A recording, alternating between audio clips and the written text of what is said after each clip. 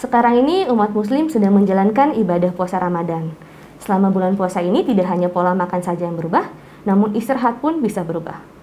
Hal ini sedikit banyak dapat mempengaruhi fisik seseorang, terutama pada pasien dengan riwayat MAH. Nah, beberapa menit ke depan saya akan menjelaskan tips-tips kesehatan bagi pasien dengan riwayat MAH untuk menjalankan ibadah puasa. Halo, saya Dr. Christian dari Rumah Sakit Cinta Kasih Seci. Mungkin pertama-tama saya akan menjelaskan apa itu MAH. MAH atau dispepsia merupakan sindroma atau kumpulan gejala yang bisa berupa nyeri pada daerah ulu hati, rasa tidak nyaman di daerah dada, bisa disertai dengan mual muntah, hingga bisa mengalami penurunan nafsu makan akibat iritasi pada daerah lambung. Nah, apakah puasa ini baik bagi penderita MAH? Sampai saat ini penelitian membuktikan bahwa puasa masih bisa dilakukan pada pasien-pasien dengan riwayat MAH, tapi dengan kondisi tertentu, asal dengan kondisi yang prima. Jadi maksudnya seperti apa? Tidak ada disertai dengan keluhan-keluhan berat lainnya. Pada bulan puasa, biasanya masyarakat akan memiliki jadwal makan, jenis makanan, dan pola makan yang lebih teratur daripada biasanya. Karena pada bulan puasa, biasanya makan akan pertama di pagi hari pada saat sahur, dan di sore hari saat buka berpuasa. Selain itu, biasanya masyarakat juga akan menghindari makanan-makanan yang lebih bersifat asam, yang terlalu pedas, yang mengandung alkohol, dan yang terlalu berlemak. Jadi bisa dikatakan bahwa sebenarnya puasa ini cukup baik pada pasien penderita MAH. Sebenarnya apa sih yang terjadi pada lambung kita saat berpuasa?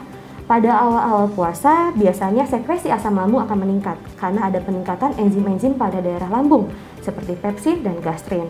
Tapi biasanya itu hanya akan berlangsung selama 1 minggu awal, 7-10 hari di hari pertama puasa. Nah, setelah 10 hari, biasanya lambung akan memiliki adaptasi karena tubuh kita cukup pintar untuk mengenali jam-jam makan kita.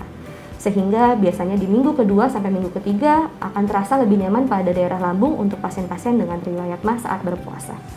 Nah, selanjutnya kita akan mencoba menjawab pertanyaan-pertanyaan yang sudah masuk ke sosial media The ITV. Oke, yang pertama, apa yang harus dilakukan ketika MAH kambuh saat berpuasa? Oke, jika keluhan-keluhan muncul saat berpuasa, hal pertama yang bisa dilakukan adalah istirahat. Istirahat biasanya disarankan selama 30-60 menit minimal. Selanjutnya, Anda harus bisa mengenali kondisi dan kemampuan dari diri Anda sendiri. Jika keluhannya bisa hilang, silahkan melanjutkan berpuasa.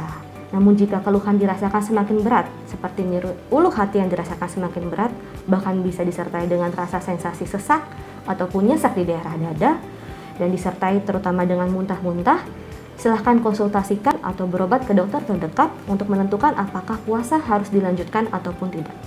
Pertanyaan kedua, halo dok, berpuasa untuk penderita MAH kronis apakah diperbolehkan? Sekali lagi, kita harus menjelaskan bahwa sebenarnya MAH atau dispepsia ini dibagi atas 2 jenis. Yang pertama ada yang namanya dispepsia atau MAH yang disebut fungsional, dan yang kedua ada yang namanya organik. Yang disebut sebagai organik jika sudah ditemukan memang ada kelainan pada struktur di daerah lambung, seperti misalnya tukak atau luka di daerah lambung, luka di daerah duodenum atau usus 12 jari maupun di esofagus. Nah, pasien-pasien dengan ada kelainan pada di bagian anatomisnya tersebut itu tidak disarankan biasanya untuk menjalankan ibadah puasa karena ada beberapa obat yang harus diminum secara rutin, terutama misalnya pengencer darah, karena pasien dengan meminum obat pengencer darah biasanya membutuhkan makanan dan cairan yang cukup untuk mencegah perdarahan. Namun jika memang MAH kronisnya tidak menimbulkan gejala sama sekali atau hanya muncul sesekali dan cepat bisa kembali membaik, silahkan lanjutkan berpuasa. Namun alangkah lebih baiknya lagi pada penderita dispepsia atau MAH fungsional yang tanpa kelainan struktur namun hanya keluhan-keluhan yang muncul, silahkan konsultasikan ke dokter yang biasa Anda datangi untuk mengetahui menilai kondisi Anda apakah cukup siap untuk menjalankan ibadah puasanya. Nah, jika teman-teman memiliki topik kesehatan yang ingin dibahas di Tanya Dokter, silahkan tuliskan di kolom komentar di bawah atau silahkan berkunjung ke Instagram The ITV. Mungkin sekian video saya pada hari ini. Jangan lupa like, comment, share, dan subscribe.